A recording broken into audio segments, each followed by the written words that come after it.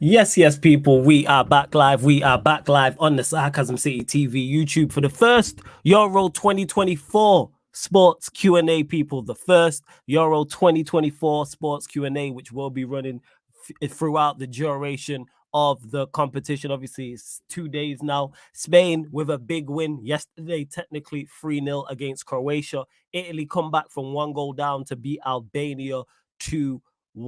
Obviously, earlier on in the day, I believe Switzerland beat Hungary. I did not watch that game, I'm not going to lie. But yeah, Switzerland did beat Hungary, and on the opening day, Germany put 5 past Scotland. So get your questions in, people. Of course, the Euro 2024 questions will take priority from the members and any super chats, etc. But if you've got any Premier League related questions or any transfer news questions, I will get to them as well. But before we get into all of that, please make sure you hit the like button on the video. If you're watching this live right now or watching this back after the live, run up the likes on the video, please.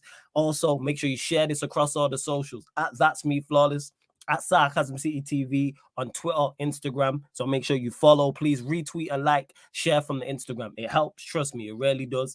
And of course, make sure you subscribe to the channel. Sarcasm City TV is road to 12K. And this was supposed to be the Premier League podcast, or should I say, the Euro 2024 podcast / Yardman podcast, but Lex couldn't make it on, people, so that's why I changed it to a sports Q&A. But we do have Kaneki in the building. I'm sure some more of the man them will join as well. But what are you telling me, Kaneki? You good? What's going on? Chat to me. Tired. I'm completely tired. I hope you're good, man. You good outside of football, first and foremost? I'm tired. Working hard, fam. You know what I'm saying? You working hard. You working hard. That's what it is. That's what it is. But Kaneki's in the building. Like I said, I'm sure more of the gang will pop up as well. And speaking of more of the gang, the crazy gang, I should say, we got Fats in the building. Yes, Fats. Well, go on. Big up everyone. Match day today, innit? Match day today. This guy. Oh yeah, it's coming home. According to you, it's it's coming home, man. Don't take me home. Please don't take me home. Just don't want to go to work. It's coming home. You know what I'm saying? And that, according to Fats, so we'll be discussing that. Yeah, I'm looking forward to kind of like, a bit of vibe, you know what I mean? How could I forget, though? We will discuss that as well. England do technically play today, and they are the last game. So we will be Holland, Netherlands. They also are opening their campaign, and they're two of the teams that I've seen general consensus people expect to do well. I've seen Netherlands, England, of course, Spain, who we'll talk about. Portugal are a lot of people's picks. France is in particular my pick as well. So we'll be discussing all of that. But yeah, Fats is fully. I am so close to just timing you out for 1 minute. I'm talking about your nephew in chat. So close to just 1 minute. I know he usually does these bands, but just you're a troll, man. You're proper like little shit of a troll as well, man. He's funny though, I can't lie. But you're a proper troll. But just all you gotta tell him is, yo, wait, tell Olympiacos will spin the block. You know what I'm saying? And that. So that's all you gotta tell, man. Put your trophies on the table and you're good. What do you mean what for, bro? They don't play dumb. I'm saying they don't play dumb. That's a fool. But all the Q&A, all the regular Q&A rules apply to the Euro 2024 Q&A. So if you're a member of the channel at any level, your question takes priority, and I will star it and I get to it, and of course super chats as well. So if you see me going to the same names, I'm not ignoring anybody, just to clarify. But big up to Certified. I see you in the chat as well. Warrior J says, I know Albania lost, but that 20-second goal caught me off guard. Yeah, I think it's the quickest goal in Euro 22 seconds. Yeah, 22 seconds. History. Yeah, it was crazy. It was. Big up to Sheik. Make sure you subscribe to Sheik TV. That's my done right there. Aguna Matata, shout out. I always say that. Fire username. Big up to my nephew in the chat as well. John Santos, who's a member. A link for the membership is in the pinned comment. Says, do you think Rodri deserved a red card for that foul in the box? No, because of the new rules, which is daft. Yeah. This thing called double jeopardy. And it's like, I can't remember. Somebody mentioned double jeopardy to me months back. And then when that happened, it reminded me of it. I was like, if that rule applies, no. Why they have implemented this rule, I have no idea. It's a clear as day red card. It's a clear red card. But go on, what the whole double jeopardy thing is basically like how back in when football was actually football, basically, how someone would do those late minute crunch tackles. Mhm. In modern era, it would be a red. It would be a red. But back in those days, back in when football was football, it's not a red. The double jeopardy means, was it a tackle he needed to make, basically? Like, how detrimental was that tackle? If he didn't make the tackle, would the player have scored? If he's yes, it's a red. Yeah. It's like double whammy. Oh, he made that tackle, that's a whammy. Would that if he never made that tackle, would the player have scored? If no, not a red. If yes, it's a red. That's basically what I got. Yeah. But that's basically what I get from it. So And it's a rule to benefit like defenders, like last minute challenges. It's a rule to basically protect players that are making last ditch tackles, basically.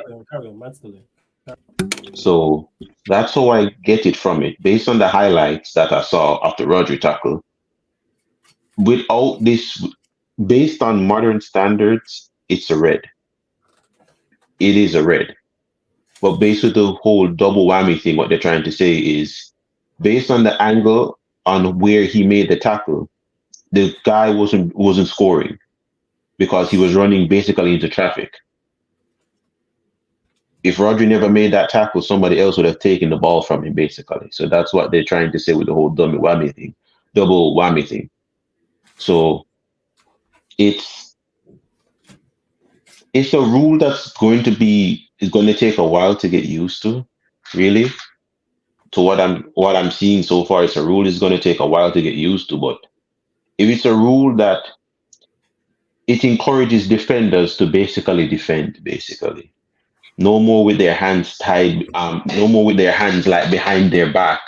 The attacker is running towards them and they can't rush the attacker because if I touch him and he goes down in the box, it's a penalty and I'm getting sent off. This now is the urgency. It urges defenders to defend because it's technically a get out of jail free card.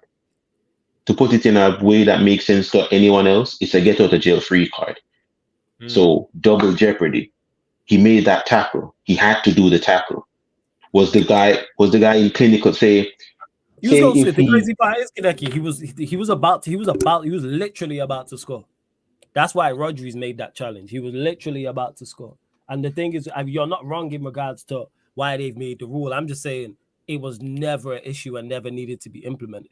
It never needed to. But yeah. I think it's a way how they're trying to because let's be real, defenders in this era can't defend. Let's be real. No, modern defenders can't defend for shit. But they need to allow that. Like, that's nothing to do with them as a governing body. Like, it wasn't. They're creating a problem that was never a problem. Like that. And that's the point. That's the point. But what they're trying to do is, what I'm seeing, what they're trying to do is, like how with the new offside thing that they're trying to say, the new offside rule benefits the attacker. They're trying to add something in place now that benefits the defender. So if a defender is running straight through on goal, hold on, let me just time out Ryan real quick. Just time out Ryan. Good question, John, to kick us off, man. Good question to kick us off. Yeah, big up Ryan. Fuck you still. Yeah. 1 minute. Thank you. So that's how I'm trying to see it. Like, it urges defenders now to go in more, like take risk, like what the guy for Scotland did, basically. Yeah, that was a foolish tackle. Yeah, that was just straight stupid. There was no double jeopardy there because look at it. If he doesn't make that tackle, Gundogan taps it into an empty net. Yeah. Or actually, what I say is you should have made the challenge, but it's Gundogan in a 50-50. You'll be okay. Exactly. He wasn't going to roll through you. And his problem was studs were up and he went knee high. He was 2-footed, studs were up. He had to get sent off. I was like, but for the Rodri situation is mad different. It's a tackle that we could all consider a dumb tackle, but it's a tackle that had to be made. The thing is with Rodri, I'd be mad at Rodri. He should have just let him score. Rodri wouldn't, and we're 3-0. Yeah, we're 3-0 up at that point. 3-0 up. Yeah, He took a risk. I'm like letting him score because it wasn't even like I'd understand it more if he was at fault for the situation that happened to cause Croatia to be in that great position, but it was the goalkeeper, or Simon, that caused them. Simon almost got caught. That's what it was. But And that's why I say, as I use the correct term, it's a get out of jail free card. It's basically like deal or no deal. What's in that chest? Everything goes through. He gets the green. Rodri's good. Yeah. Big up Steve as well. Hey, you lot continue big up Steve. Your questions in. Big up Steve as well. Eid Mubarak to all celebrating. Shout out to nephew, man. Eid Mubarak to all celebrating. 100%. Everybody. John says, another good question says, is Barella the best Italian player currently? Me, I would say it is. Yeah. I would say it's where you think it's Barella. I think it is. It's between two. To me, it's between Chiesa and Bastoni. Best Italian midfielder or just player overall? Player overall. No.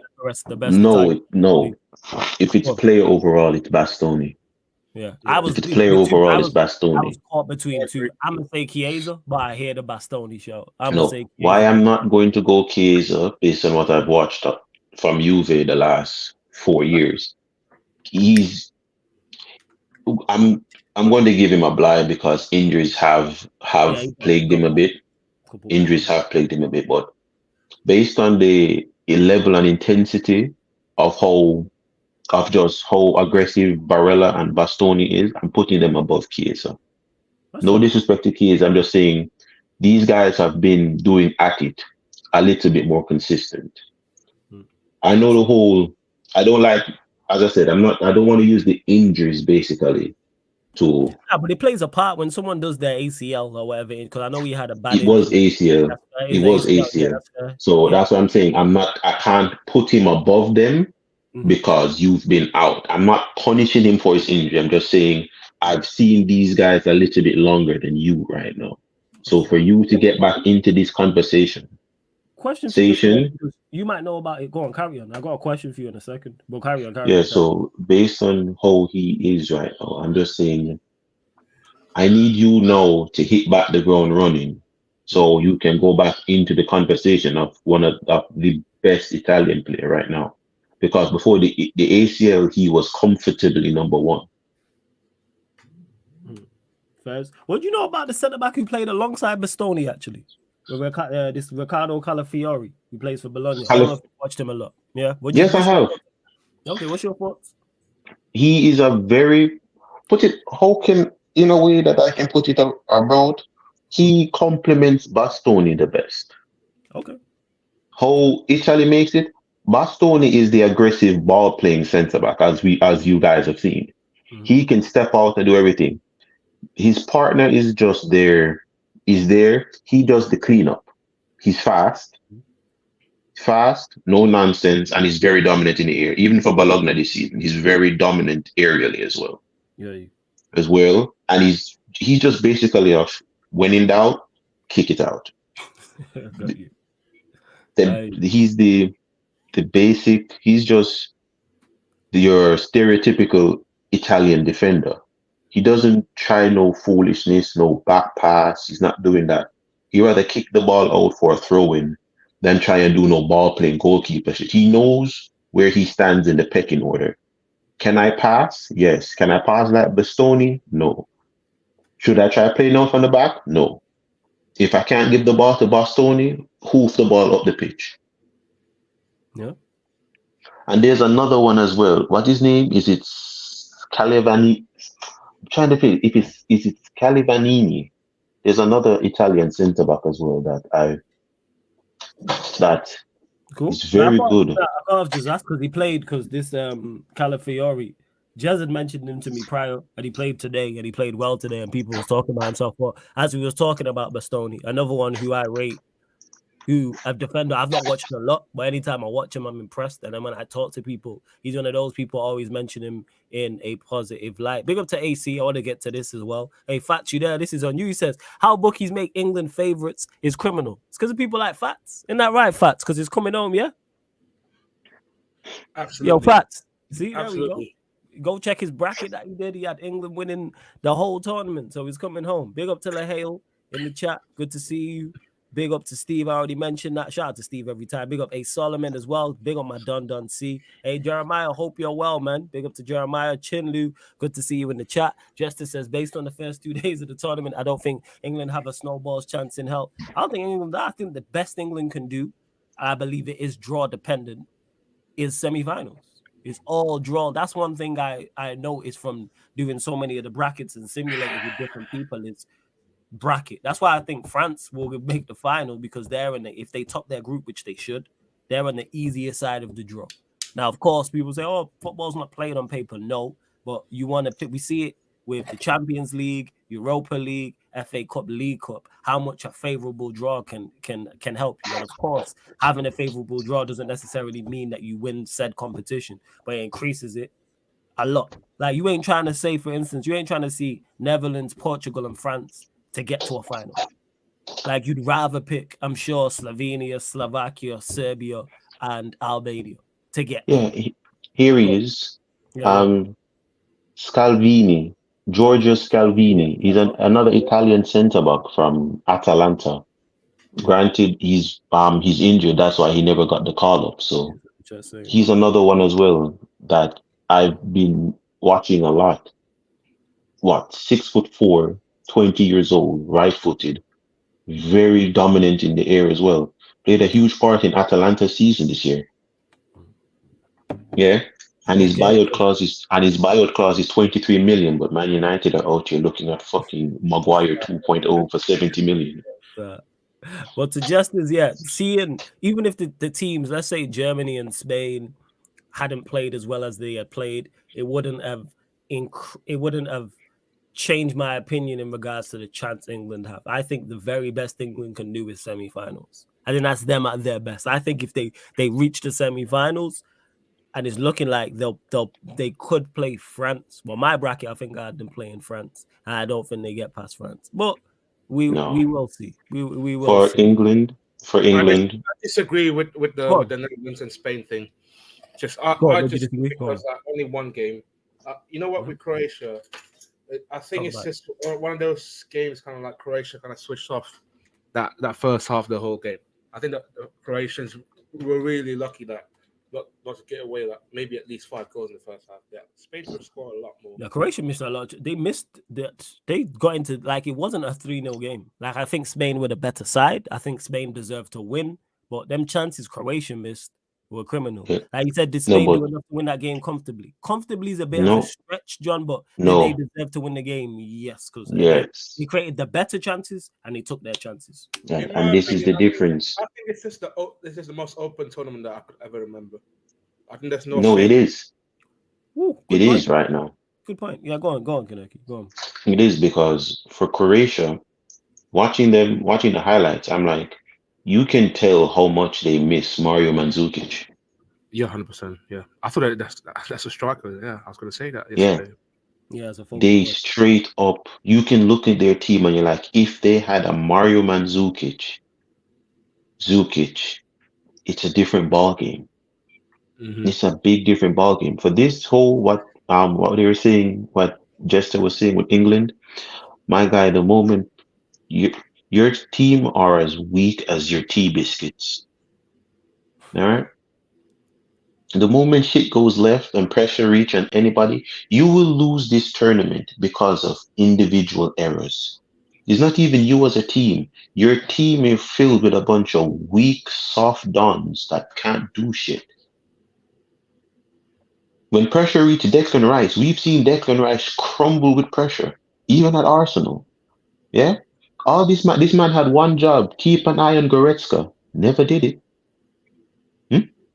This man played a clapped Bayern Munich team and was horrible. Yeah? We've seen John Stones under pressure, horrible. Absolutely horrible. Don't let me get started on Pickford. Yeah? And Aaron Ramsdale. Don't get started on those two trash goalkeepers. When pressure hits, them two are dinosaur hands and Flingsy McGee. Both trash. Both trash. Your team don't got players that can hold pressure high. I'm watching your team play against Iceland, and I'm watching Foden. Foden knows how to pick up Iceland girls, but can't play against the Iceland men's. How fucking shit are you? Hmm? These guys are now closing down space. You don't got Erling Haaland anymore, so you're fucking lost. Really? Really? There's no one in your team, bar Bukayo Saka, that can actually take a game in his hand and say, you know what, I'll try and win this by myself. You don't got game winners in your team anymore. Who's going to take up that ball and drive your team forward? Harry Kane. We all saw what happened when Bayern Munich was depending on his dumbass. You guys aren't going anywhere. That and your manager is Gareth Southgate. Max. And yeah, to Jeremiah, you don't have to. There's no apologies. We don't like. Nobody rates Southgate, or very few, I should say, rate Southgate as a manager. Trust me, I hear that. And yes, I don't rate Southgate at all. I don't rate him. And to add to the question from John, yes, Spain deserved to win the game, but yeah, I don't think comfortably no, because you can't defend like that. It's just that Croatia missed all their chances. If they scored that penalty and the chance before that, even though they had chances before that, it's the final moment of that game is not comfortable. John O goes on to say, do you think Germany will top their group? It's between them and Switzerland, and Hungary can be difficult to beat. Yes, I believe Germany. Yes, they do. Yeah, they do easily. I think we're all is. Yeah, I think we're all easily. like, we're gonna top their. I think that Group B teams like Italy, Croatia, Spain. That the one. Interesting. Well, I think that's interesting as well. I think second game Spain got Italy, and then Croatia got Albania. So that group itself will set the kind of like the rhythm for the. It'll set the pace. More than likely, it's going to set the pace. Mm-hmm. For it. As I said before, I'm just seeing that striker role. Croatia's team is old. Let's just get this real. Like, these men are still using Rebic. Yeah. These men are still using Rebic. Yeah, you can see that there's It's basically it's just go on. Majority of the squad that was there in 2018 is still there now. Mm. So you can see the age that these guys are old. And the key players that they experience will be key. I think that's why. It's key. It's key, but go on, carry on. It's key, but where they had experience, they don't have it anymore. I'd rather have two inexperienced winger and an experienced striker than two experienced winger and a striker that don't know what he's doing. Who's the last bad boy striker that he had? Was it Suker? Mario Mandzukic. Mandzukic. Yeah, Mandzukic was, but he wasn't. I think I put him in that tier B. You went like when I say that, like who's the last tier A top striker they look at and you go, whoa. Like Mandzukic is a good striker, yes, but he's not. I don't think he's not Lewandowski. It's not only. I don't think it was only Pablo Sucre. I think there's another Croatian striker. I'm trying to remember his name. Sucre's the last one I remember of them. The last time they had a striker that was of that ilk. Let me know, people. Who's the Eduardo da Silva. I'm saying Olic. I put Olic. I think Olic was good, but that's it, John. I don't think even Klasnic. If he cut Olic, that's like yes. Yeah, I mentioned Olic from Bayern. So I'm not going to do that, but. It's just, even if they had a B-tier experienced striker, as you said, like Mandzukic, this Spain game is different. Yeah, I don't see a couple of them chances that they got today, without doubt. Yeah, so I don't want to just say Croatia going to get knocked out, but to how efficient Italy is being right now, and Spain's team looks well gelled, I don't see them making it to the round of 16, really. But that group is going to set the pace for everyone else, basically, because that's showing everybody what to expect in the round of 16. Italy showing that they can come back from being a goal down. Granted, it's Albania, but you have to beat what's in front of you. Yeah, and Spain has showed there's mistakes in their team, same way, but they'll punish you. See, that's what you get for supporting England. But hey, it's coming home, man. As he said, it's coming home. That's what he said. If you could pick the best players of the Belgian golden generation and Croatia golden generation, they would have dominated. I hear that, Justice, but that's most, to be honest. If you take two nations and you take both of their golden generations and pick the best, they would have dominated. I hear that. Were you impressed with Switzerland's forward? I didn't watch that game. I didn't watch Switzerland Hungary, so I can't do. I can't. No, did you watch based on the Switzerland Hungary game, I saw the highlights. No, I didn't watch it. Based on what I've seen from the highlights, no. I watched a bit of it in the first half and the second half. The striker stick out to you? Did he play well? I just think it's just that one of those mid-table teams, like, yeah, Switzerland's all right, but against the big striker, teams, the striker, the Kevin, the striker, he looked good at Southampton. The striker itself really, it's really interesting because I haven't kind of like convinced myself they had a good striker since the Severovic days. So never mind, I don't think. I'm not that impressed. All right, first. Big Put it like this: that dual striker that they have. If he was at Southampton, no one would pay it. No one. He would fit. If he was playing at Empoli in the Serie A, no one would say anything. If this guy was at Nantes in Ligue 1, no one would say anything. That's his level. I fully hear what you're saying. Warrior J says, was there any players that impressed you in the tournament so far, Flawless? No one that's like a surprise. Like I expected Chiesa to be a bright spot, for example. I expected Bastoni to be Bastoni. For Germany, Musiala, I expect he impressed me, yes. But I expected Musiala to do that. I expected Cruz to be Cruz against Scotland. I'm trying to think. There is no shockers. So all the players I just named, they've all impressed me, but they're all names you would expect in these type of games.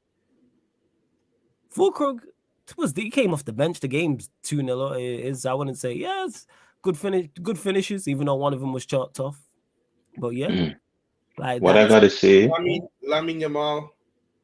Yeah, Yamal, but Yamal was good. Yeah, Yamal's good. Yeah, based on what I've seen, but what I'm going to bring up, because I'm going to brag about this, because I have all right to brag about this.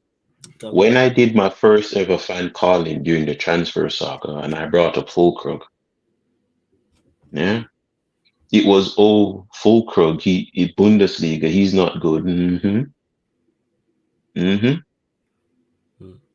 The only problem is that I think Germany should fine Rudiger for that. Like, I don't give two shits. You gave Scotland a goal. Like, I think he should be fined for it. Give the fans something to cheer about. They won the game 5-1. No. No. Any team that contains Scott McTominay needs to hold 7, and they shouldn't with no reply. Scotland, man, time to pack up, man. The play's ready. All right. Like, how dare you come? You came into the Euros with players from Hibs. Yeah, Hibs. Really? Hibs? Motherwell and these guys, man. I'm telling you, most of these Scotland players are actual part-time dairy farmers. You guys don't belong. You guys don't belong here, fam. Stop trying to play football, fam. You have your league. Stay with that. Come out of international tournaments, big man. Yeah, go back to your Aberdeens and your Arkenstein Stanleys, dog. Like, go back to your tractors, fam. Leave football alone. First, hate these guys. My hatred for them stems just from Scott McTominay.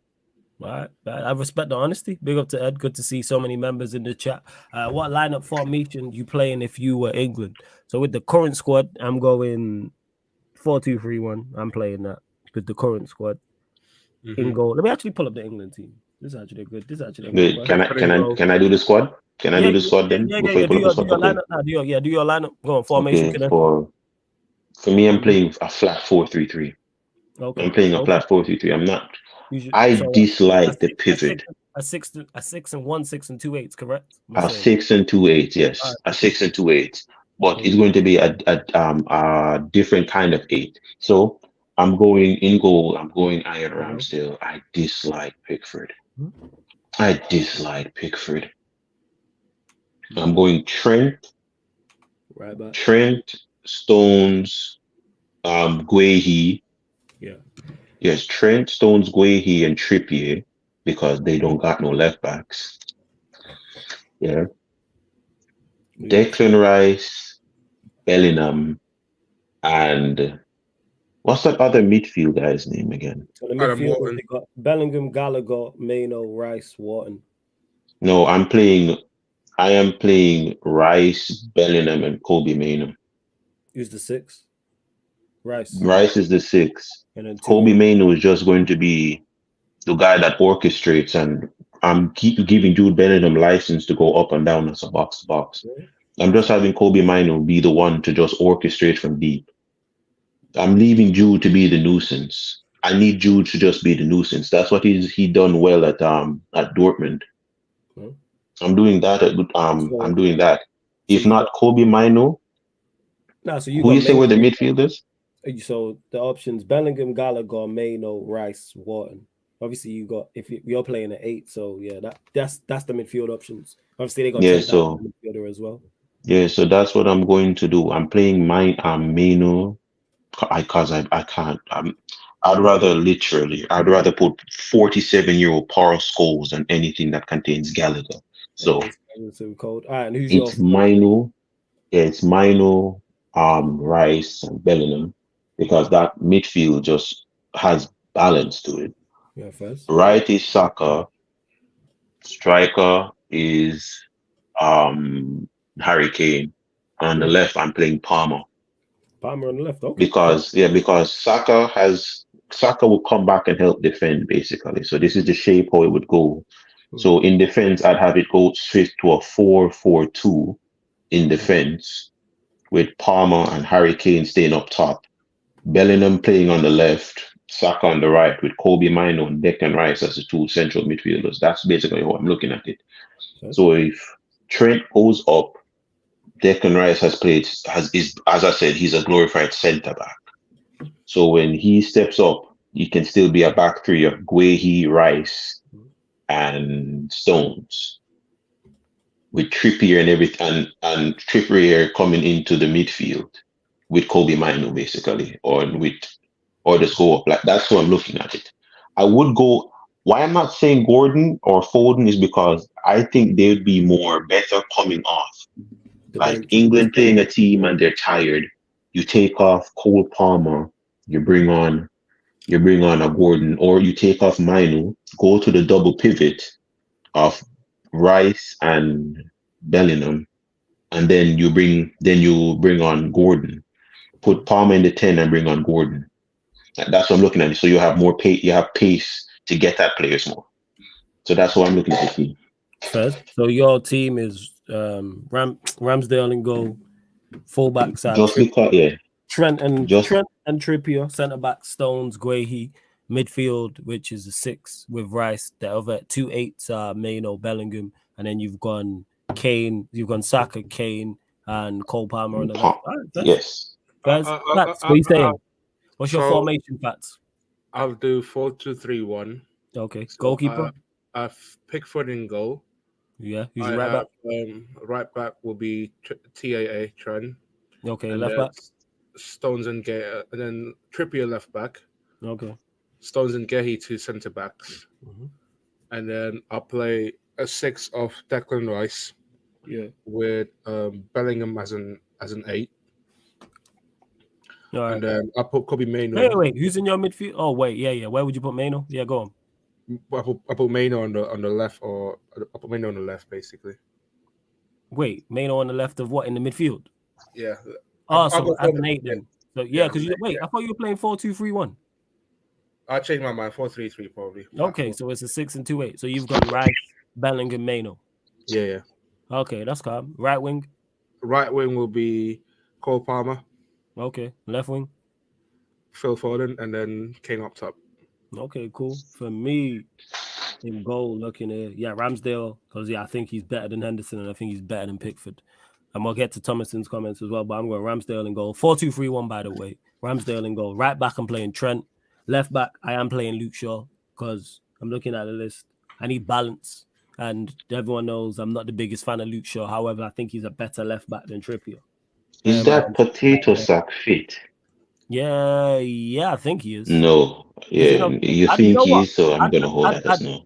Yeah, I'd play him like let's see 45 because you need some balance. Like Trippier is not giving you anything over that side in regards to Luke Shaw needs to balance himself on a scale. Yeah, my God, this guy. But centre back Stones definitely, and then other centre back. Jesus, talk about thin pickings. Yeah, Guehi, because you got Gomez, Konza. Yeah, so yeah, Guehi. Midfield, I'm playing a pivot. I'm playing Rice and Mano in there as the 2-6s. 10, I'm playing Palmer. That's my number 10. From the right, I'm playing Saka. Left wing, I'm playing Foden. And as a striker, I'm playing Harry Kane. And the reason why I'm doing that, my midfield, because that's them as the trio centrally is technically secure. I can keep the ball. With a Rice, who's shown it at Arsenal, and then you add in Mano and you add in Palmer, you got 3 very technically secure players who can keep the ball under pressure.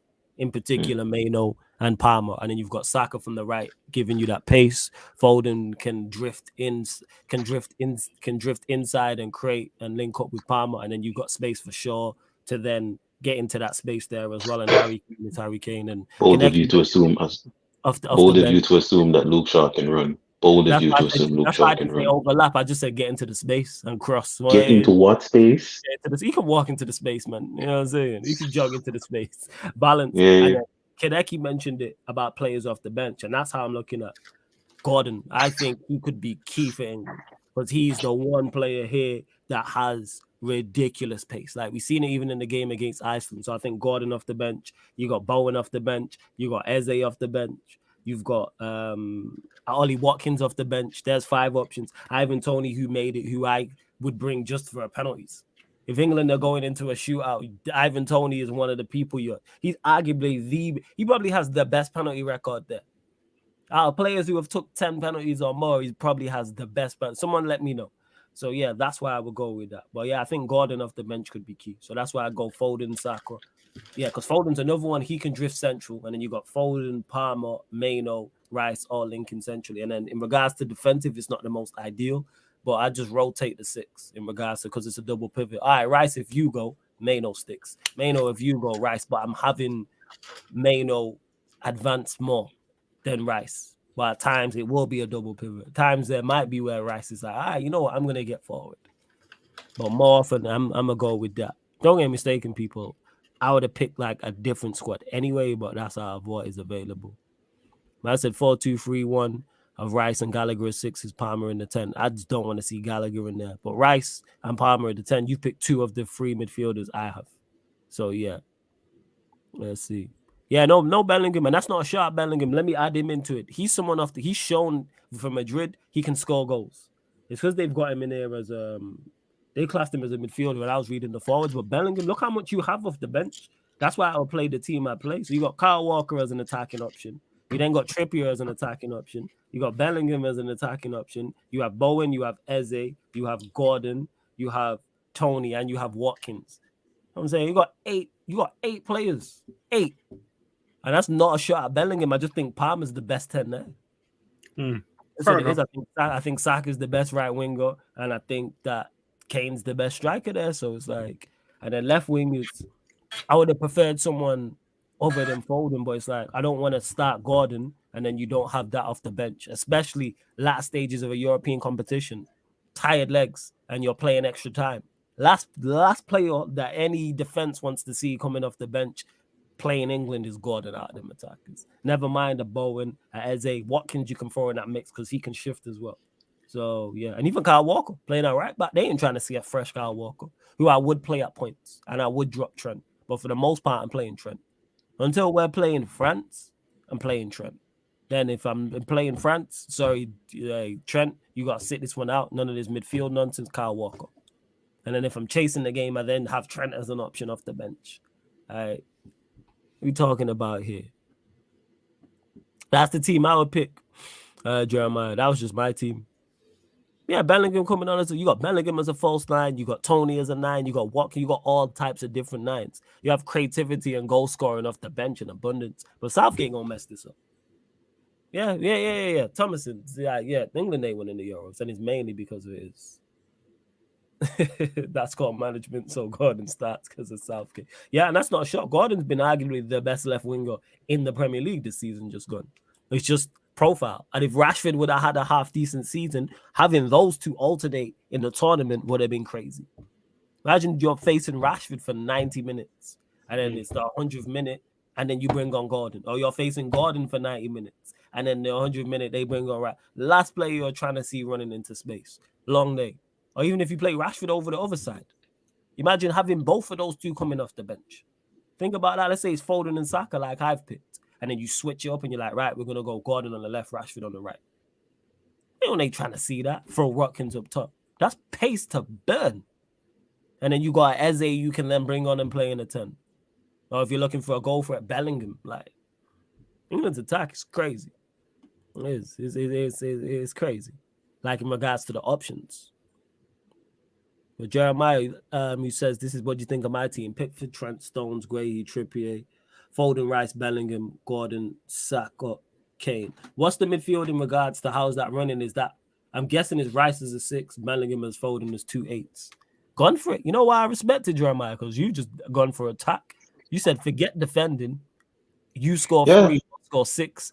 I like that attitude. That's why I'm not even going to criticize your team. You said, let me get as many attacking players as I can in that team. Man's got Trent, Jeremiah, Rice, Bellingham, Foden, Gordon, Saka, and came on. Hey, I respect you, Jeremiah. Yeah. You said, Jeremiah is literally doing what Liverpool were doing with Klopp. Yo, if you score 3, I'm scoring 5. You know, fuck it, guns blazing. Hey, Jeremiah. No problem. I hope he plays that. You know what I'm saying? Because it'd be some entertaining matches, some 7-4 game. Hey, run us that. I like that. Yeah. Too. Jeremiah said, yeah, we just going for it. And you know what? If you're the England manager, that's what he should do. All this trying to be pragmatic when you have better attackers than you do defenders, you should be. Would I consider Eze at left wing? Yeah. If someone said, if I wasn't going to play Foden at left wing, I'd play Eze. That's what I would do. Like, it was between those two. I want Gordon off the bench in particular. That's it. That's what I would say. Hey, big up to Venetia in the chat. Good to see you in the chat. Hope you're well. Also, over 40 people in here. How many likes are we on? Like check 1212.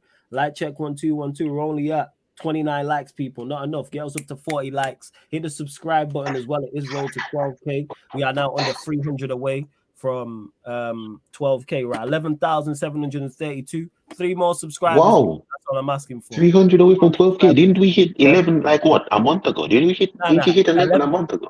It was a couple months ago. We just did the party late. That's all it was. It was like yeah. So we closing in. I was like, yo, we are still at. And to MK United that said I should play centre back. I'd score own goals on England on purpose. I'd get I'll be honorably, dishonorably discharged. Yeah. I'd score own goals on purpose. Every time they give me the ball at centre back, I'm putting it in the net on purpose, just because I don't like England. And to Ryan, who says only England can refuse to play Trent. Any other top nation would have him in the team no matter what. You know what's crazy, Ryan? I 100% agree with you. That's why he was in my team. To not play Trent is crazy. Yes, Ryan is spot on here. How you have someone that talented and don't play him? Arguably the best player in his position in Europe, and man want to put him in midfield. Foolish. Play him. Unless you're playing a France or you're playing a Portugal, they're probably, name some other top left wingers in the competition, people. To me, outside, and I don't even know exactly who Portugal will play left wing. France, I will put there. We're not trying to see Mbappe versus Trent. That is no one's trying. Barbecue chicken. We saw that already. It did not look nice. The thing is, we were discussing this a couple of days ago about England. England is not blessed with the defensive midfielder for a while now. When was the last time England had a natural defensive midfielder 6? Michael Carrick. Carrick 16 years ago. Thank you. Carrick Henderson doesn't count. Henderson does not count. Like an actual sitting 6, Michael Carrick. Thank you. Yes. Yeah, and Don C said, tell again, Flawless technically the best player. It's like, play him. I don't know who people in the chat will know better than me. I'm not sure who starts left wing for Portugal. But outside, it's Rafael Leao. Is it Leao? Yeah, I tried it. It's Leao. So if it's Leao, no one wants to see that. No, that is barbecue chicken alert. That's what that is. Word to Shaq. Barbecue chicken alert. Barbecue chicken alert. That is baby back ribs. No one ain't trying to see that. But outside of facing those two nations, I trust Trent defensively enough. We all saw what Trent looks like against Saint Maximum. I don't want to see him versus River Rafael. No one wants to see that. I hear, and to Edu says I hear the Trent argument, but then this isn't the same. This isn't the same as when the golden generation would force Gerrard left wing. They thought they had to play him. With hindsight, Probs was better to sacrifice him. It definitely was, but you just didn't have the manager to do it. You know what the midfield balance should have been? That was the perfect midfield balance. Gerrard and Scholes. Gerrard and Scholes. When England battered Germany on their own patch 5-1, who played? And that's no disrespect to Lampard before any Chelsea. No. It's full disrespect to Lampard. I don't like him. You don't like him. I rate Lampard. Lampard is a top quality player. However, Gerrard and Scholes, from a midfield perspective, works. They put it like this: as a tandem, as a duo. Before you go, they fit. Yeah, Scholes. You could put Lampard in there, like if you want to play like a 2-8 and then scores at the end. You have to play 4-3. If you're going to do it, that's the way to work it. But then it's dropping the striker as a 4-3-3. That works. But go on. Well, why I'm not inside then at that time? Was it Joe Cole? Was it Joe Cole or Beckham? Who? When's this? What's the question? For the golden generation days. Now, it was Joe. Sometimes it was Joe Cole out there. There was a point when Trevor Sinclair played out there. Yeah, it was Sinclair and Beckham. Yeah, it's like, because of his pace. That's what they should have done. It's either a 4-3-3 or you drop Lampard. And to me, I ain't gonna lie, I'm playing the 4-3-3. I'm playing a 4-3-3, but I'm not. Lampard together as a trio is crazy. Why I'm not picking Lampard? This is just completely one. Lampard, in his entire career at Chelsea, has always had his motherfucking hand held. This is coming from 20 years of watching Chelsea as well. Lampard has had Essien, he's had Ballack, he's had Ramirez, he's had Makelele, he's had Nemanja Matic. The moment when Steven Gerrard don't got people when Lampard, because he loves to talk about, when he spoke about Pogba, about, he had to work hard. I'm like, motherfucker, no, you didn't. You had the best engine room behind you all your career. The moment Chelsea needed you to step up and start doing the dirty work, you left. The moment Chelsea needed him to start doing the dirty work, he left. Went to City and started doing what Kevin De Bruyne is doing right now. You can't do the dirty work. I would never put him in England's midfield. I have Steven Gerrard as the engine, and I have Paul Scholes as the orchestrator. England needed a destroyer in their midfield. Who was that a good tackling midfielder back then? Owen Hargreaves. Yeah. No, I know he's injury prone, but I'm saying at the time during that era, if I remember correctly, he got called up. Yeah, he did. But then he was playing. Yeah, they did. But again, it's Hargreaves. You have to drop like we're talking about it now. Somebody has to get dropped. Lampard is getting sacrificed at all times because, as I said before, everything that Lampard does, I have it in Steven Gerrard. The difference is Steven Gerrard can actually hold his own. Lampard has had his held. As I said, Fats, you're a Chelsea fan. Call me out if I'm wrong, or if I'm going too much in on Lampard. But how I see football, Lampard has had his motherfucking hand held all his goddamn career. The moment Chelsea needed him now to start doing the donkey work, he left. All right? I'm not holding Lampard to that standard. I don't hold him on the standard of Gerrard and Paul Scholes, because Gerrard and Paul Scholes can hold their own. Every time you've seen Lampard trying to hold his own against anyone, he gets done. You think I forgot what Lampard looked like against Yaya Toure? You think I forgot that? I'm not holding him to that standard. He's the one that always gets sacrificed in my head. He always gets sacrificed. What I will say, like even back in the old days, like I always talk to my dad about this, the England team, because I was back in the day. It was like around '98. Like if you don't know, because my dad, Me and my dad always watching England. I used to live. I used to live in Leeds, by the way, if you don't know. So, back in the day, I think it was in '98. The World Cup team. He had someone. You got. I think one of the centre mids. I can't remember. I have to go back in the World Cup '98. You played that 4-3-3 formation.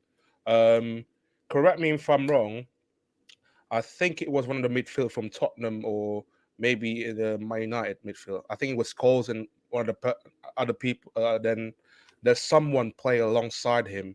Let me have a look on that. The England squad in 1998.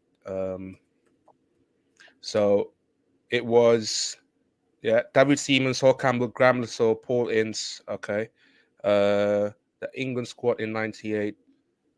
Who played there? You got David Batty, Paul Ince, Nigel Martin. No, Nigel Martin. But I think David Beckham was starting as a midfield. 1998, yes, he was. Yeah, 1998 goals was there. So I think with the problem with that manager back, like I think England had Sven Goran Eriksson at that time. I think it's just one of the backlash from the England fans.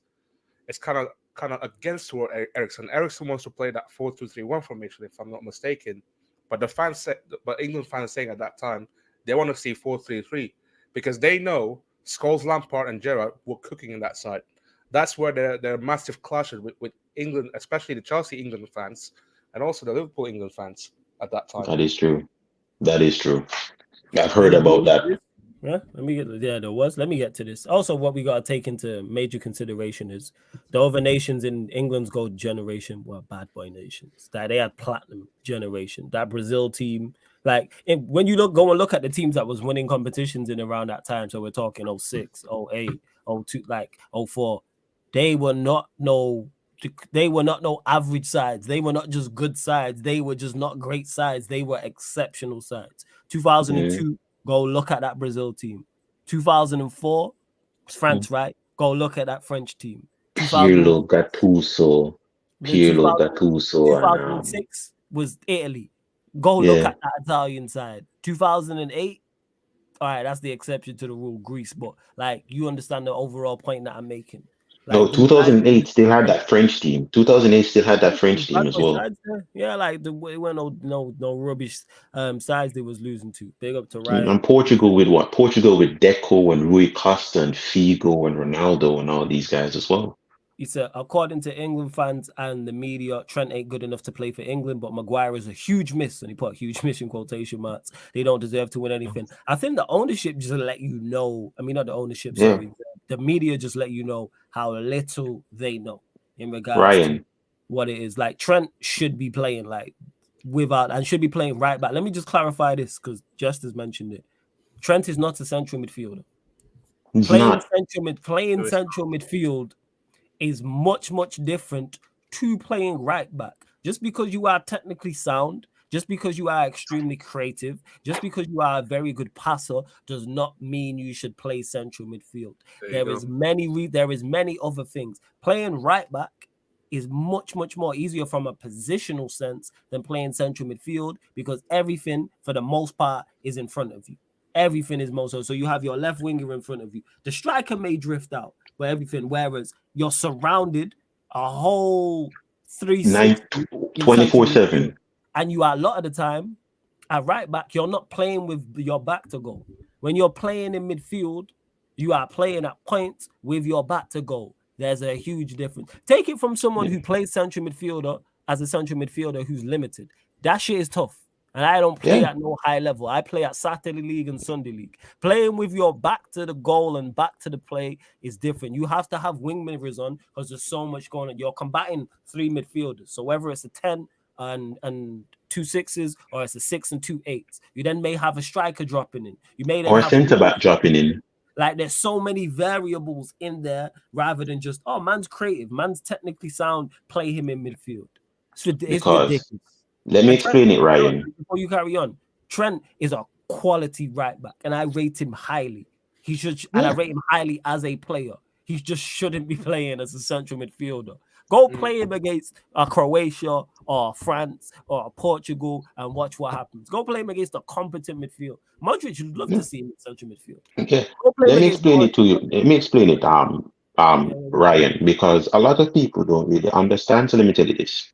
And Ryan actually agrees. He's saying there's a reason Yeah, why it is, and I'm agreeing with Ryan. But let me explain it to you, Ryan. You're listening to the FIFA generation.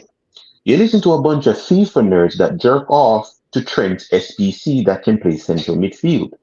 Some nerds are going to tell you they play Trent in midfield on FIFA and he plays just fine. All right?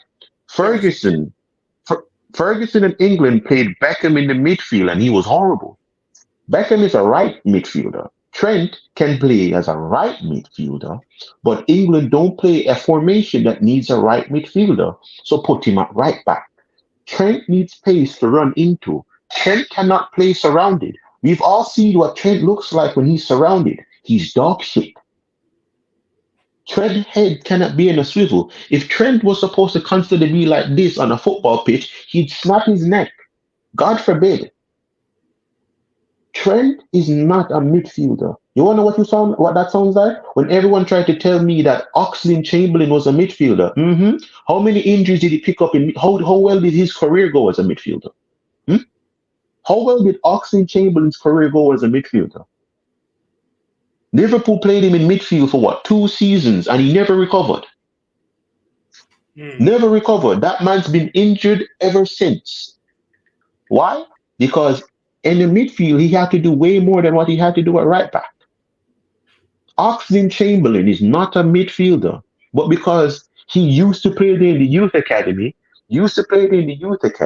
really? In the youth academy, Wan-Bissaka was a right winger. I don't care what you did. I don't care what you did as a youth academy player. You're a right back. You've established yourself as a right back, one of the best right backs in the Premier League. All right, one of the best right backs in the Premier League. You need space to run into. As a right back, all you have to do is run forward, run back. There's no one on your left hand, on your right hand side. When you look like that, it's the touch line. Yeah, it's the one winger who might run in behind, and that is legit. That's all you have to do. That's it. That's all you had to do. Trent is not a midfielder. Ryan, I understand what you're trying to say. Harry Maguire is the reason why you guys got knocked out of the World Cup and England pitied him. Yeah? Trent got spun one time. Trent got spun by Mbappe one time in a friendly and no one forgave him for it. But Harry Maguire got you kicked out of the World Cup and it's, oh, poor Harry. So you have to understand that. You know he's not a midfielder because you're a Liverpool fan. You watch this dude day in, day out play. And everyone can see he's not a midfielder. Now, again, is he capable of playing midfield against Serbia, against yes, of course. Play him against Lithuania. Yeah, like against Lithuania and Luxembourg do that. But Ryan, big up for the super chat. Let me get to the second one as well. He says, even some of our fans are annoying me. Apparently, the fact that Southgate is playing Trent in midfield means that he will play midfield for us. Laughing emojis. We'll see. Yeah, I love to see that. This would have been with this squad, no. But if I was the England manager, I would play a back three because I think that's how you get the most out of what you have. But he says I would actually go 3-4-3 to get the best out of Trent in the right wing back role and Stones in his false DM role. My lineup is Walker, so you got Stones, Guehi, Walker, Stones, Guehi, Trent, Maino, Bellingham, Trippier / Shaw, Saka, Kane, Gordon. That's why I would actually play a back three when I think about it. I would go like Walker as a right side. We've seen this before with the back three. We've seen it before. It's horrible. It's horrible because why? England doesn't know how to play with a back three. Your players don't know how to play with a back three, and it stifles England attacking. It stifles England horrendously. You don't have anyone on your wings that has the intellect to know how to play as a wing back. Trent's the only one you know that can play wing back. Trent's the only one in a fullback at England that knows how to play as a wing back. Shaw is shit. He's always shit. Chilwell is horrible. The only natural wing back at England actually had that could play left wing wing back was Ashley Young. As I said, correct me if I'm wrong. The last competent wing back England had was Ashley Young, and he's not a wing back. Danny Rose to some extent. I'm not playing a back three. Kyle Walker is an idiot. All right, Kyle Walker is stupid. I don't give a shit anyone wants to tell me. Kyle Walker, the reason why I play him as a right-sided centre back because of the recovery pace, number 1 and 2, with 2 centre backs next to him, he has more cover. Actually, but you know who I play if you actually get fit as the right-sided centre back, Reece James. Yeah, Reece James. I'd play right. If Reece James, I do that. Why? Why I prefer Reece James as centre back than Kyle Walker as this? Bellerin had recovery pace. How good was Bellerin defensively? Mm-hmm. Kyle Walker puts himself in too much situations to go in a foot race. So tell me this, Kyle Walker. With Kyle Walker, you're going up against, say, Joe Felix.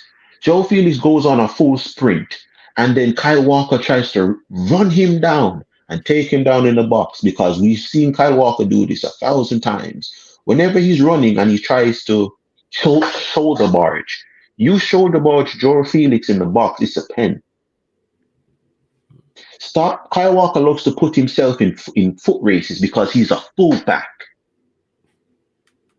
Kyle Walker is horrible as a defender.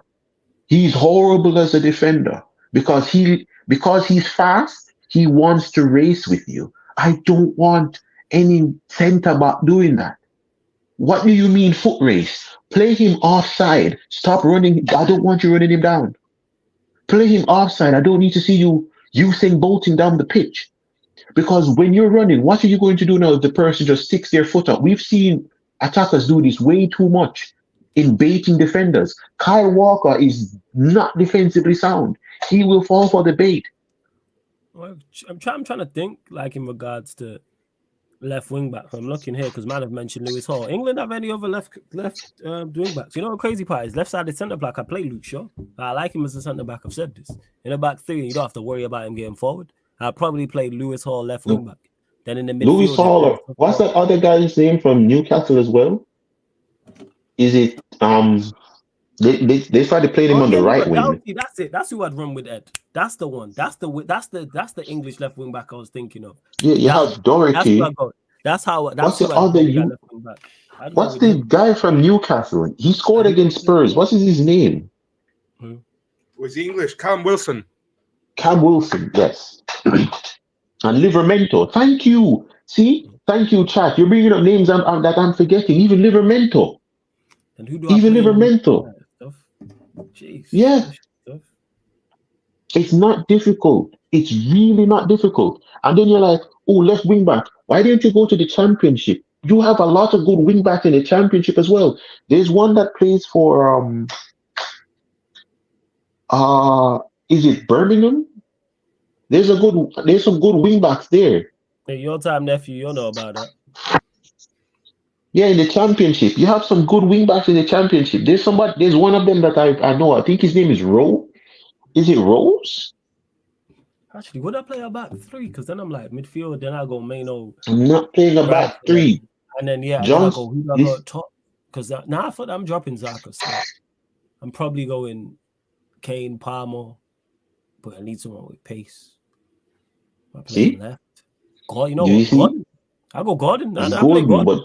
But the problem is this. I play Gordon. I go Gordon, Palmer, Kane, and then that's the team. But why I'm saying the back three is not it. The England players don't have anything called positional discipline. The right wing back and the left wing back are going to get in the way of the right winger and the left winger because no one knows how to tuck in. Yeah, that's why I play Palmer. Palmer, but you know what? That's a great point. And then over the left, rather than Gordon, then I could then play Foden over that side or Eze. Foden or Eze. See?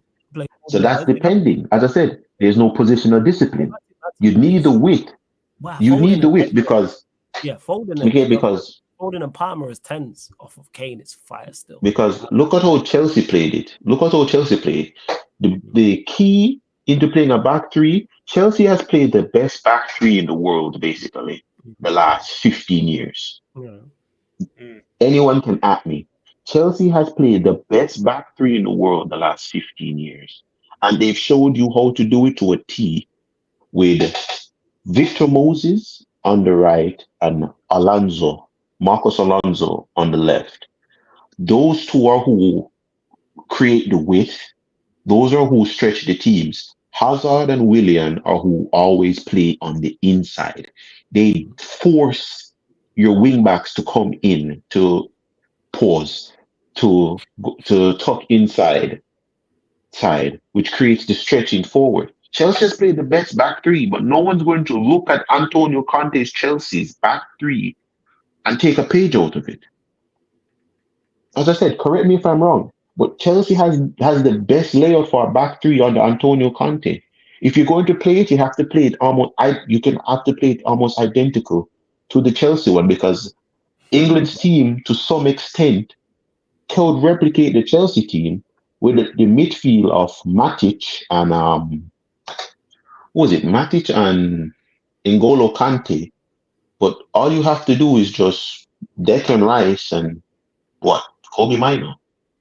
Yeah, it's just options. Like I said, yeah, it's interesting still. It is interesting, but he definitely gonna mess it up. And to Laheo, who says, obviously, no Saka start. Well, Southgate's sacking, yes. What myself, Kaneki, and Fat are talking, and what the initial question was, what would we do? So we were just talking initially the back four, and then we were talking about, all right, and because Ed mentioned it, all right, back three. So I thought, let me actually figure out on air what my back three would be. And then Kaneki made some great points about wingers getting in the way of wing backs. So then I could actually play 2 10s if I wanted to. And Eze and Palmer, or Foden and Palmer as 2 10s off of Kane is fire to me. And then if you want to switch it up, you have a Saka, you have a Gordon, you have Bowen, who we've barely mentioned, you have a Bellingham. The list goes on. It's like pick a player. Legit. But before we continue, but knowing Southgate, he's going to pick the wrong players. Oh yeah, we know that. But run up the likes because we're only at 36 likes, people, man. At least get us to 40 likes. Hit that subscribe button. Final few questions. Obviously, members, you take priority. So if you see me go to the same names, because they are members. Lou, you have a point with Tuchel that Tuchel had the back three unlocked. I'm just saying that Antonio Conte's back three was just, you couldn't pass Chelsea. That one, David Luiz, Kurt Zouma, and Christensen. That you could not pass Chelsea's back three with Antonio Conte. You straight up couldn't pass that back three. I remember the Antonio Conte's Chelsea. It was difficult to score on them. Very, very difficult to score on them. And England could do the same setup. You know what the crazy thing is about England? I think let's all be realistic here. FA will not gonna go any. The man who thinks it's coming home just said, let's be realistic here, but proceed. Proceed. I was going to say that Southgate's successor will not we're not going to be like Capella or maybe Sven-Goran Eriksson. They're going to go hire someone like that is proper English. Like the realistic ones like maybe Potter or Eddie Potter. Howe. I was going to say Potter or Eddie Howe. Mm-hmm. That's the realistic one. And if you want some trophies, yeah, Tuchel can do that too, but can Tuchel cope without, let's say, 1 month of England football and then the next 2 months of England football? Then he have to wait till like month of March for England football. That's kind of like, I'm not sure he can do it. You have a point. But for England right now, what I've realized, and as all of you have picked it, you realize every one of us has picked a midfield of Kobe, of Mino, Rice, and Bellingham. Yeah. Because of balance. All of us have picked a midfield based on balance. Mm-hmm. Southgate isn't going to do that. What's his name has said? Why wouldn't, if they're playing Bellingham as a 10? Why are you playing Bellingham as a 10? Bellingham cannot play as a 10. I'm tired of, the thing is, I'm trying to explain to people that don't understand football. He plays as a 10 for Real Madrid. I'm like, no, he doesn't. Bellingham plays as a center. Bellingham plays as a center forward. Bellingham plays like Kaka, but not plays in the Kaka role, but he's not Kaka. Bellingham is more of a false 9 than a 10. He's just someone you put up there and loom the ball to. Bellingham doesn't have any of the technical ability to play as a 10. He doesn't. I think this is the thing with Bellingham. It's a two different type of system. In Real Madrid team, like you have Tchouaméni, you have Camavinga there. Like Toni Kroos and Modric. He's always going to put Bellingham as a 10 anyway because Tchouaméni will be sitting deep. Camavinga will do all the work as an 8. In the England team, he hasn't got we haven't got that natural DM. Like in that Real Madrid team, it's way different. And as everybody, because a lot of people I'm still trying to explain it about Declan Rice. I'm like, Declan Rice is a centre back playing in defensive midfield. John Stones would look just as much as a DM, if not better than Declan Rice, if Pep had played him there when he signed him. If Pep had played John Stones as a DM instead of a centre back, John Stones would look like a better DM than Declan Rice. Declan Rice is a centre back. You're telling me about Declan Rice getting forward. I saw Ramos get forward. I watched Zuma. Zuma used to take the ball and go on some messy runs. We've seen centre back going forward. Stop trying to convince me. Yeah, England centre back options are just bad. That's the problem they have. Their centre back options are awful. Like outside of Stones, they're just completely mediocre. Because they don't want to pick. YG hit me back as well. YG, shout out to YG in the chat. Because they don't want to listen. Because what was it? England centre back. Why have you not picked Tomori? Why have you not picked Tomori? I really don't get it. England centre backs are bad because you're not picking the good centre backs. You're looking in the Premier League. Why don't you look in the Championship as well? I fell off the Championship. I'll raise my hand and say I didn't watch the Championship this season, which is why I can't bring up Championship players off the top of my head. I didn't watch the Championship this season because I was focusing on Serie B. I was watching the Serie B, the second division of the Serie A.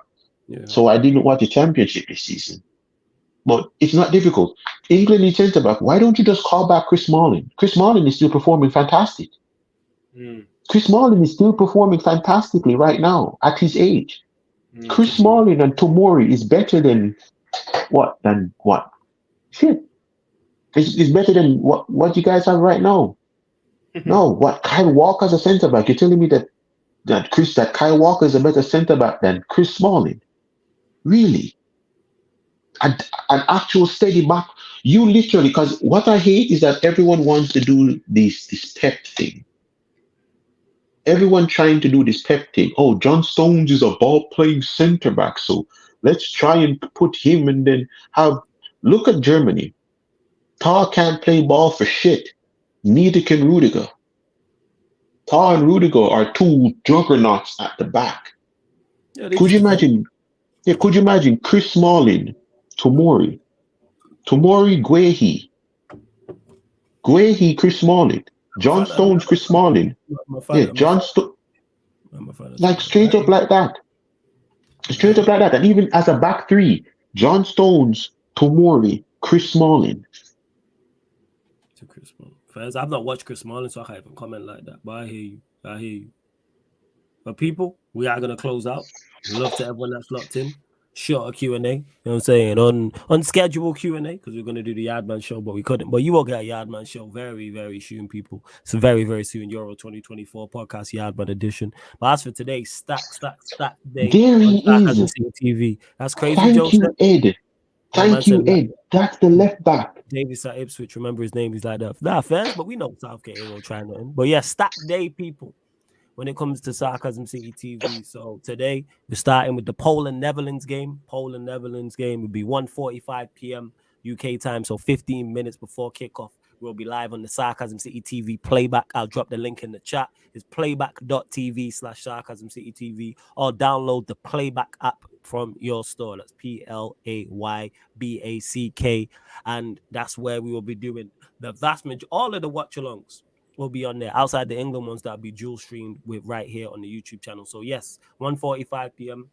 Poland versus Netherlands, people. That watch-along Euro 2024. Then following that, we will be live for the WNBA game. Obviously, it's Caitlin Clark versus Angel Reese, people. Angel Reese versus Caitlin Clark. It's the Indiana Fever versus the Chicago Sky. And I believe that is 5 p.m. tip-off. 5 p.m. tip-off. So that's the WNBA. Big up everyone. Yeah, I'm out. Big up. Yeah, big up Fats every single time. Big up Fats every single time. Then following that, people, we'll then be live for Serbia versus England. We just discussed England, and that'll be live on both platforms. So the two other streams live on the playback. The England game will be live on the playback, as well as the Sarcasm City TV YouTube channel, people. And then following that, we'll then be back here midnight UK time for another Sarcasm City Sports Q&A, where we will be recapping Serbia versus England. You may get some gaming content after that, and you may get some gaming content now for Ed, who's asking me. Yes, you will get Copper America watch-alongs. Need to talk to my guy, get the thumbnail sorted out, but yes, you will get Copper America watch-alongs, probably mainly on the playback as well. So the opening, so I'll tell you that now, actually. The opening game, which I believe is Argentina, believe it is. Let me just have a look here. Yeah, so Argentina, Canada, that'll be streamed here on the YouTube and on the playback. And then following that, all the other games, for the most part, will be solely on the playback. But the last stages, so quarterfinals, semifinals, final, will be on both. Same with the Euro 2024, actually. Quarterfinals, depending on the matchup, will be streamed on both. Semifinals will be on both. The final will be on both as well. But yeah, playback, you get over there, playback.tv/sarcasmctv. Make sure you hit the like button. Make sure you subscribe here. And don't forget, we are available on all audio platforms as well. Spotify, iTunes, SoundCloud, etc., etc. I wasn't going to do Copper America watch-alongs, and then you lot kept asking for him. So I'm like, all right, if the people are asking for him, you lot will get Copper America watch-alongs. I just dropped the playback in the chat. Like I said, this show, all the other shows solely on the YouTube channel are available on audio-only platforms. So if you want to listen, rather than, you might not want to see our faces. Maybe you just don't want YouTube using up all your data, people. Spotify, iTunes, SoundCloud, wherever you listen to podcasts. Type in Sarcasm City TV and all these shows will pop up. Hey, big up, Sanj, my guy. Big up and bless. About to close out. We are going to redirect over to Steve. You already know. 16/10 raid. He says, I just want to see Argentina, Brazil, Jamaica games. I hear you. I just want to see the Argentina, Brazil games. Maybe Chile. I'm hearing good things about Chile. I haven't really trying to see the Jamaica games because the squad does look weak. Well, we move, people. We move. But hey, big up. Love to everyone that's locked in. This has been the Sarcasm City Sports Euro 2024 Sports Q&A. Well, I said Sarcasm City Sport, but it says, but yes, Euro 2024 Sports Q&A live on the Sarcasm City TV YouTube. Thank you very much for tuning in.